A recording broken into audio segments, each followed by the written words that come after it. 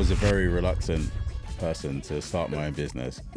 Do I take this opportunity now and really double down and see if I can really make a go of this, or do I go and work for somebody else? I took investment at that stage, and the investment money was used to get me into a commercial kitchen and sort of build a small team around me. Right. I didn't have a plan B.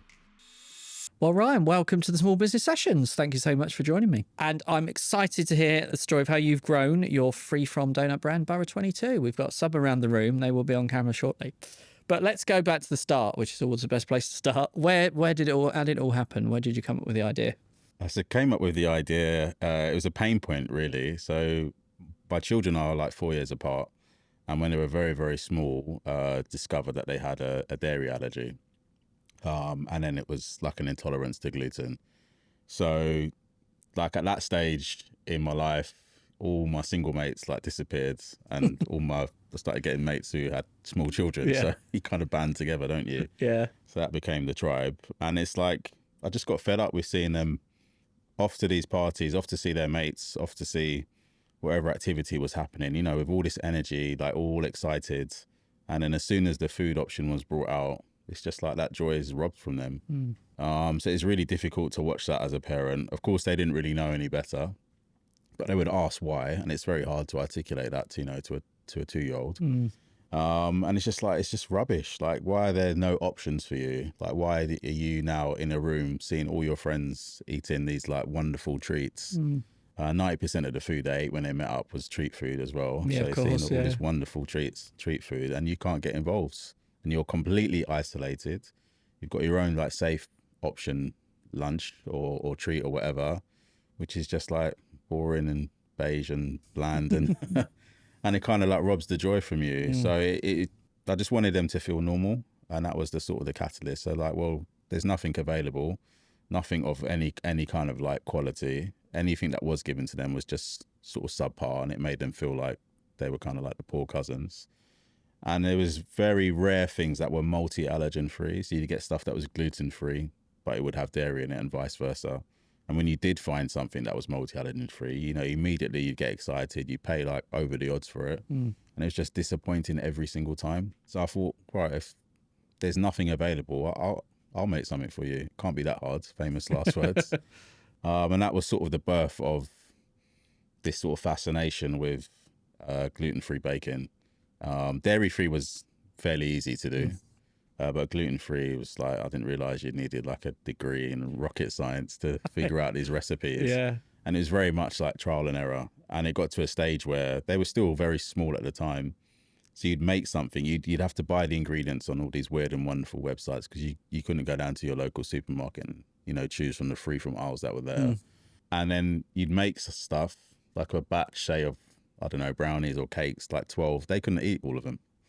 They couldn't physically eat. They would try their hardest, so they couldn't physically eat all of them. So then some would spoil, and then the ingredients would just stay in the cupboards, and invariably they'd spoil as well. So it wasn't cheap. So it was an inexpensive sort of pastime.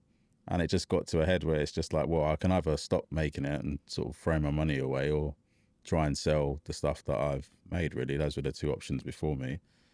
So I chose to try and sell it, and that's sort of where the business was born. I figured if it was a problem for me and some of my other friends, maybe not multi-allergen free, maybe one allergen, but there were others who were multi-allergen free, and it's just like, well, if it's a problem for me, it's going to be a problem for them as well. If they like it, which they did, then maybe there's an opportunity here to instead of throwing them in the bin, like to try and give them away to people. Yeah, it's amazing. So how, once you decided that maybe this is a business, what were you doing? Were you in markets, and was it that kind of, did you start with that kind of thing, or was it? No. So I was a very reluctant person to start my own business, because Right. it's like you're taking something that you've created and you're putting it out in the world for people to judge, and that really didn't sit well with me at all. Right. But I kind of like infiltrated a few Facebook groups at the time, like gluten-free Facebook groups, and just sort of threw pictures in there and like throwing a grenade into a room and then leaving, and then coming back to see like the comments and stuff like that. So I very quickly found out that gluten-free brownies are as common as, say, bananas for options for people who are celiac. And they were like, have you got anything else? And I'd made like donuts, these baked donuts, and I put that in a few groups, and it just kind of went bang. I wouldn't say it went viral, but within the groups, it certainly like sparked people's attentions. They're like, oh my goodness, where can I get hold of this? And that's sort of like how it started. I didn't want to do any markets because I was working full time. Yeah. It's just a lot of effort to do that.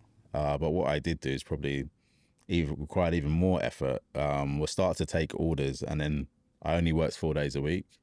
So I'd cram a 5-day week into a 4-day week, childcare 1 day of the week. And I would go around and deliver to all the different customers that I'd bought. So I'd like cap it. Right. And I'd thought, oh yeah, 10 customers, that's not going to take long. It would take the whole day. Right. Yeah. It's like 16-hour days. Yeah. Right. It's crazy. I cringe when I think about doing that now. Like traversing the whole of London on the London Underground. Oh, right. You delivered by tube. Yeah, hand delivered.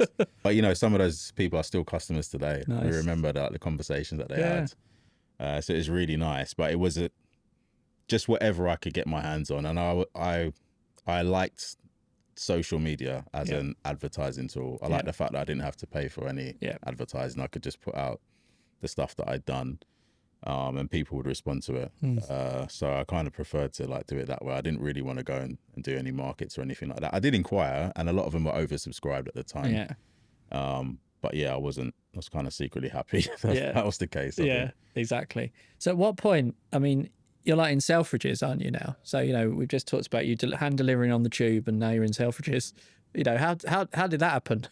Oh man, that was 2015. So very early, like Instagram days.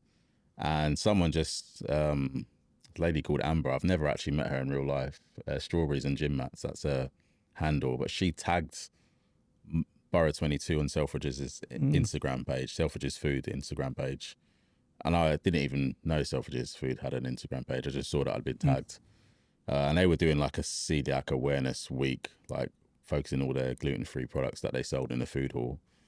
And they were just like, yeah, look, man, we're always looking for new suppliers. I was like, okay, like send me some details and I'll get you some samples. And they, like within half an hour, they did. I had a DM. Wow. Yeah, send it to this person at this address. So message them, arranged to see them.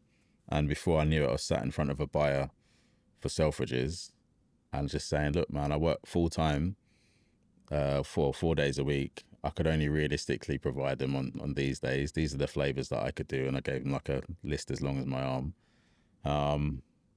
Like, just see what you think. Like, if you like them, I really would love to sell them in the store. And they did. They loved them. Yeah, they really did. So you were still a side hustle, basically. You were still a 1 day a week business, stocking, side hustle, so supplying Selfridges over the weekend. Yeah. So that was I think it was in February or March. Right. And it took until August bank holiday weekend. So that's when I launched in Selfridges, that Friday. They sold out on the Friday. They sold out on the Saturday, sold out on the Sunday. So I had to make 3 trips, and I was taking them on the train. Like, I had no clue. Right. Taking them on the train, handed them to the security guard. Like, can you drop them? And they're like, you can't do this. This is not how you deliver products. So I had no idea, but credit to them. Like, they loved the product. They liked me as a founder, and they really helped drag me up to a certain level. And then that just opened the door for anybody else who wanted to wholesale. So that's like local cafes, pantries, coffee shops that wanted to stock our donuts. It just meant that I was like leading the way in terms of like paperwork. This is what you need, MOQs, wholesale pricing. All of that was like all organized. So it just meant it was really easy to deal with anything going. Yeah, because it's kind of the other way around to a lot of food businesses. Absolutely. You know, they'll start in a small local deli, maybe then another deli. Then they'll get spotted by Selfridges. You know, you've been spotted by them first. And then you're in smaller. Crazy. But I guess, like you said, that meant that you know, if you got the process right for Selfridges, it's going to be right for absolutely. They everybody completely else. leveled me up. Yeah. But I guess one of the key things as well, and this shows, like if you hadn't been doing your Instagram, you know, the buyer wouldn't have been able, wouldn't have been tagged, wouldn't have been. So is that some advice you'd give to other food brands, like be on social media, Absolutely. like early on? Yeah, it helps. Like the donuts themselves are very like photogenic. And I would say like I'm a creative person. Like the admin side is not my strong point, and that's not something I would lean or not something I would run towards. I'd run to going into the kitchen and developing like new flavors, etc. But definitely like it's just about using the tools that were within your arsenal. So before, you know, you may have needed to pay someone to do marketing and maybe a bit of PR and take photos and stuff like that. But I didn't have the funds to do that. So I just used what I had at hand, which was my camera. Yeah, social media. I just put it out there, put it out into the world, and just was consistent at doing that. So tried to take photos along the journey. And then when, you know, video sort of took over, like my phone is full of videos of donuts now. Yeah, pretty much. But people love pictures of food and Yeah. donuts. They're just, like you say, so photogenic. It's such a thing. Yeah. So is it Instagram? Is it Instagram and TikTok, I'm guessing? Instagram and TikTok. Yeah. So Instagram's our platform of choice. That's kind of what I've grown up with the business. TikTok is something that I'm looking to get into. It's just for a creative person, it's just like a massive playground. It's almost like which ride do I go on first kind of thing. Yeah. But definitely something I want to get to, and LinkedIn as well. Actually, Okay. I think people appreciate the posts that we put on there because they're not so business heavy, and they're not the other way. We're not posting like our personal stuff either, but it's like a different take on the business. So all the posts that I post on LinkedIn, it may be a lot of the content may be the same, like in terms of the actual media, but the captions will be completely different from LinkedIn. We'll put like a business spin on it. Yeah. And just take people more on the business side of the journey and that platform. Yeah. But it's worked really well for us. So is that a B2B sales thing as well? Like you do supply Absolutely, corporates? That's a strategy, is it? Yeah. So we do corporates. We've done a large corporate order last week actually on 2 different sites. So we have things like a donut wall, a donut cart as well that people can hire, and it just works well for corporates. Just something that's like a bit of a wow factor, which is nice for you know, their employees nice. to be involved in. So I'm guessing you're not now doing it 1 day a week, are you? No. So you're full time, I guess, now, are you? So what point? Actually, I'll bring in the audience question for this because that's kind of a point. Okay. So this audience, so we've asked the audience, the Enterprise Nation membership, like to contribute questions this season. And the person that's contributed this is a customer of yours who absolutely loves you. Okay. And not just the question, she also gave me some feedback. And I think you'll like this. So it's Emma Dark, who runs a business called The Creative Crunch. And she said, I've genuinely cried with joy eating your donuts. They were the first ones that made me feel like I wasn't missing out. So many gluten-free bakes taste like a compromise, but yours don't. Oh, that's amazing. There's a great quote for you. Yeah. Then she said, her question is, you took your personal mission for your kids and turned it into a full-blown business. What would you say has been your biggest lesson and turning point in that journey? And I think that sort of relates to what the question I was going to ask about, the point you decided, this isn't just me 1 day a week on the tube. Yeah. This is me doing it full time. Yeah. So sort of related to sort of her question and that. Yeah, it's kind of like I got made redundant from my job, and I was always like, in the next 12 months, I think I'm going to try and make a go of this. It's doing quite well. I think I could build a business out of this, but I would say that every month. So redundancy came back in February 2017, and I was faced with a decision. I've now got a lump of money coming in that will keep me going for the next, 6 months, 6 to 8 months. Do I take this opportunity now and really double down and see if I can really make a go of this, or do I go and work for somebody else? I had another job offer. And interestingly, the person who offered me the job, he advised me and said, like, if you don't do this now, you're going to regret it. So I just thought, let me just take a chance. Let me just try it and see what I can do. Like, this is what I've been able to do 1 day a week. If I really focus, like, I've got all this time now, and I really try and do this now 5, 6 days a week. Like, how far can I take it? And that was really like the catalyst for me. So it wasn't a decision that I made. I was in my journey, I was taken to like a crossroad, and it was like, okay, you have to make a decision. Yeah. It's either you're going to do it or you're not. And I thought, let me just try and do it and see where it goes. Yeah. Redundancy is such a common point that people end up doing their own business. It's that's such a common thing.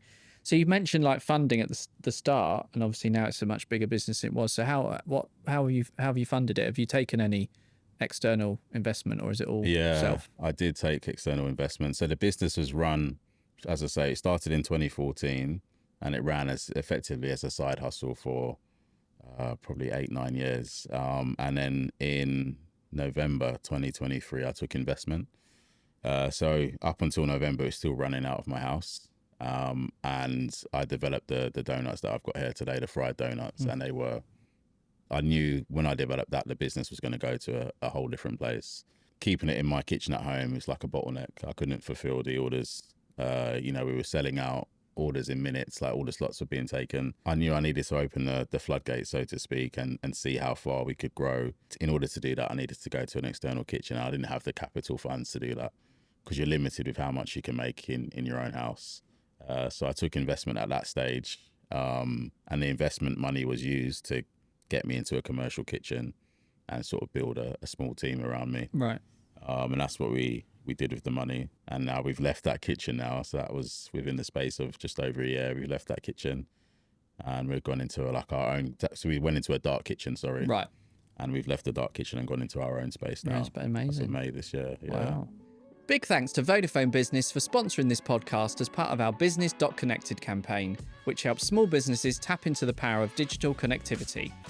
With business.connected, get support on the technologies and digital business areas that can help you and your business work smarter. Grow online with expert guidance, peer insights, digital skills training, and smart connectivity solutions. To learn more, head to enterprisenation.com/business connected. So what sort of investment was that? Equity investment? Yeah. Equity share in the business, yeah. So how did you go about doing that? Because I guess that's the first time you've ever raised equity funding. So, how did you do that? What advice would you give to other people on that? I've been really fortunate. So I used to sell on a platform, almost like an online marketplace. So for like chefs, home bakers, so they could sell their products to other people. So B2C. But now the business has pivoted and it's like they're doing more corporate orders. So there's like a larger market for them. And the guys were trying to get me onto their platform for about 18 months. And I was like, no, I don't want to do it. I don't want to do it. So I didn't think I could handle it. Started to sell on their platform. And they had a top 10 leaderboard of the sales for the month, the last 30 days. And when we launched, we held the top 4 spots, and the combined sales that we were making was more than all the rest of the people. Wow. Like slots, all the other slots combined. Right. So they loved the business. They loved the donuts. They loved the idea. They loved the concept as well. And I just went to them. I knew someone was backing them. I just said, look, I need some kind of injection into the business. I need some spend. Do you think the people who were backing you would be interested? And in fact, they were interested. So they took one of the guys that I think were backing them, and the 3 of them, they almost pitched to me. I had to do due diligence. I had to show them, like, lift the lid on the business and show them what we were doing, like our P&Ls, our sales. And they invested and took a bit of a chance on what they could see the potential of the brand becoming. So it was really fortunate. I did have to do like all the paperwork and stuff like that, but I didn't have to go around and hunt for an investment. But the business was in such a good place, especially with online sales, social media, our reputation as well, that we were in a really strong position to sort of negotiate on that. But it does show you put the work in. Although you ended up, finding an investor relatively easy, it's still all about the work you've done, the network, being aware of that marketplace. Consistency as well. Like I've always the 3 pillars that I didn't realize at the time when I started the business, it was built on 3 pillars. So it had to be safe for my children and other people with allergies, and not just one allergy, people with multiple allergies. That was a non-negotiable. It had to look visually appealing, so that my kids were going into a room and they'd be isolated because they've had their own little special packed lunch, which was rubbish. So I wanted them to feel, exactly. I wanted them to feel included. So if it was visually appealing, everybody would want it. It's not just the safe lunch for these guys who've got allergies, but everybody would want it. And then it's like the unicorn, the 3rd one. It's like when you taste it, it had to taste as good as, if not better than, what you would get at any like high-end like premium bakery. I didn't want them to feel like it was lacking in any way, and that's a constant theme that we had through all the products that we tried. So working on those 3 non-negotiables, being consistent and just plowing through. I didn't have a plan B. it was like, this is what I'm doing. this is all I've got. I'm going to make it work, no matter what, because it is a really, really good product. And I think that is what has opened me up to a lot of opportunities, opened me up to like the investment as well. Working with the likes of Selfridges and the other, brands that we've worked with, Google, Netflix, Levi's, loads of other brands that we've worked with over the years. That level of consistency, that's what has attracted people to us, I believe. So I guess if you want to peel that back, it's knowing why you're doing what you're doing. And for me, it's never been about, we can make a killing out of this. I've never tried to do that. Priced it at a premium level because we use premium products, and it's not cheap to make on a small scale. Yeah, but it's just been consistent, like absolutely consistent with it. And I think people recognize that, and they buy into the story as well. And that's always been the why. Like, I want to meet those 3 non-negotiables for people, and to get messages like you just read out from that customer. And that's not the first time someone has said they've literally cried when they had the donut. I know that feeling. Yeah, I can empathize with that feeling. And to me, that's a measure of how successful the business is, that we can get reactions like that. So, and that's what's kept me going. That's what's kept driving me forward. That's been my why for having a company, and I guess that's why we're still established today, because that why is so strong. Yeah. Amazing. Do you want to bring the box up? Sure. Let's get them on camera. So do you want to talk us through these amazing donuts? So you've got a few selections. So some of your team have been in already. Yeah, heads the cap. I've not had one yet. No, you've been very, very good, man. I appreciate the patience there. So so these are our signature fried donuts. So you've got some jam-filled ones, classic jam-filled, classic custards. We have also got this one, which is a collaboration between myself and a chef, an amazing chef called Kirf Gums. So he is the chef de cuisine for the Fenchurch restaurant, which is the fine dining restaurant at the very top. I have to say that because they've got one just below called Darwin, which is a bistro restaurant, but they've got a fine dining restaurant, Fenchurch, at the very top of Sky Garden. Amazing. So we hooked up together. He's from Anguilla, Caribbean island of Anguilla. My heritage is Grenada and Jamaica, and we wanted something that just captures the Caribbean, that's more than just like coconuts. So it's a soursop custard, sorry. So it's a fruit that grows all over the Caribbean. It's an amazing fruit. It's almost like a kiwi and a strawberry mixed together. Sorry, pineapple and a strawberry mixed together. So soursop custard, mango glaze, and then you've got salted plantain crisps on top. And then this is my take on a yum yum, which is actually, I believe, is the first gluten-free vegan yum yum, definitely in the UK, maybe even in the world. And that has just taken off so well. This is my new favorite, my absolute favorite. And we did have some original glaze, but they were nabbed by 2 people before. Yeah, they allow that. Amazing. I feel we had to talk through that. So that's brilliant. You mentioned the kitchen you've now got, and you said a team. So you've now got like people working for you. So do you want to talk through that process? How did you get to the point where you're employing staff and it's not just you in your kitchen making them? Yeah, it's basically me getting out of the way. So one of the things, I think, as a person who's created this whole brand, this whole concept, and has worn every single hat that you can wear within the business, which I think most entrepreneurs do. You have to do that initially. And I envy entrepreneurs who have partners or who start as a group, because I wish I had that. Yeah. But I just had to get out of the way. Like, I needed help. I couldn't do everything by myself. Training people to actually make the products, and then trying to find someone who could be responsible enough to sort of take the lead, manage all the paperwork that's associated. We're selling in the likes of Selfridges. We're going for salsa registration at the moment as well. So managing that process, and basically just recognizing where my strengths are, and understanding that I don't need to make every single donut. I really like doing it. I like the whole process. I'm in love with the process. But in order for the business to grow, I need to do what I do best, which is tell the story and sell the product, really. So just identifying that, and then wrapping around myself people who are much better at things like finance, things like accounting, bookkeeping, things like helping me in the kitchen with product development. Just allowing myself to be able to free up my time and do things like this podcast, for example.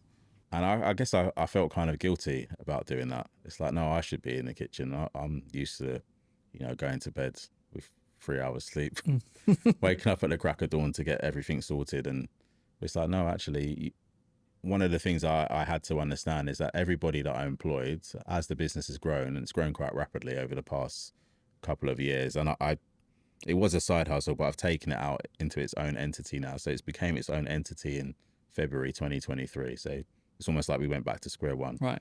Standalone business, no credit history, nothing. We've grown it from there to where it is today. And yeah, I've almost like, all right, I'm paying you a salary to do a job.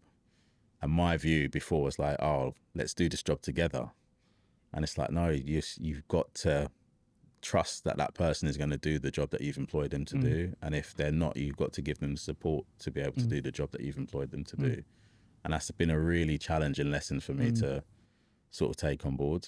I really feel a sense of like, I guess, I don't know if guilt is the right word, but like I should be doing this or I should be responsible for this. But it's actually, no, that's why you're paying. That's why you're paying them. That's what they're getting a salary for. So, yeah, that has been probably one of the biggest challenges, but that's really helped the business to scale. Having trust, people that I can trust, and people that repay my trust. That's allowed us to grow to what we are today. That's an amazing tip. So what are your plans? Say we were sat here in another 5-10 years time. Where do you hope the business is? Yeah, I mean, that's a good question. I think it's got unlimited potential because, intolerances aren't something that are specific to the UK. They aren't something that's specific to a gender or a religion or a demographic. We did the Qatar International Food Festival back in February. Oh, wow. So we got flown out by the Qatari government to attend the festival. And it's like, it's the same. It's no different. It's just in a different backdrop, different climate. Yeah. But there's people there who are gluten intolerant. There's people there who are vegan. Big vegan movement happening over there. And it's just that kind of opened my eyes a little bit as well. People who have come over from Qatar, who knew our brand. I've been to Selfridges. I've been loads of times. We know who you are. Yeah. Yeah. So it's just like, okay, I've along the way, so many people from Ireland, Northern Ireland. I don't know what it is about their genetic makeup, but they seem to be all be celiac over there. And then America. So I always tell this story, but I had one guy, I'm pretty sure he was from Detroit. No, Utah. He was from Utah. So he DM'd me. He DM'd me a couple of times and just said, look, man, you need to come over and make this for my family. Like, there's nothing like this out here. And it's the same story, like across the whole of America, basically. No discredit to the people that are doing stuff over there, but I guess they can't service everywhere. And I'm like, just jokes. Like, if you pay for delivery, like I hand deliver them, so pay for my flight. He sent me a list of flights. He said, pick your flight. And he was serious. He's like, no, I'm not joking. Pick your flight. I'll fly you over. And I was like, I can't, like at this point in time. Like maybe we'll revisit it. I need to find that actually, and like do a post on it. I need to find that. That would be a great post, hand delivery. Exactly. To Utah. It'd be brilliant. But I said like I want to go over to New York. I would like to go over to like LA. I think there's a good fit for us in LA. Texas, there seems to be a lot of people in Texas. If I could get back to New York, and I said if I ever did that, if we got an Airbnb to stay in, I would do like a little pop up, and I know we would get people that would turn up. Like I know it would be like a sellout because it would. There's people that are following us, people that book their holidays to come to the festivals that we're at, so they can get their hands on our donuts. We had a girl fly in from Norway. We did a one down in Woolwich, which is very close to City Airport. She got a flight from Norway to City Airport, 2 stops to Woolwich, came and bought 3 dozen donuts, got a flight and went back home. It's crazy. Yeah. But it's good. It's like it's testament to the content that we put out, the product that we've created. So I think it could go anywhere, but my focus right now is just to master what we're doing in London. So get that template airtight, and then we can take that out. It would be nice to do some more stuff with Selfridges. So they've obviously got the sites in Trafford, up in Manchester and in Birmingham as well.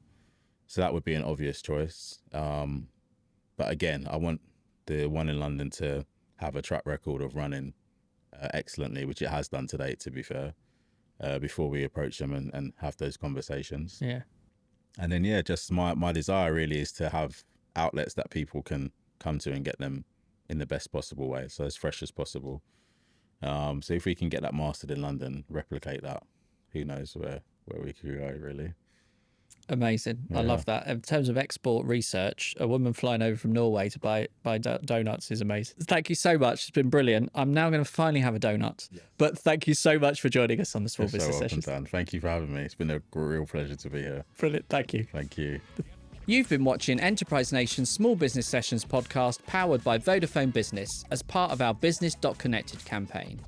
For free digital skills training, head to enterprisenation.com/business-connected or search business.connected. Don't forget to like the video, share it, and subscribe to our channel. We'll see you next time.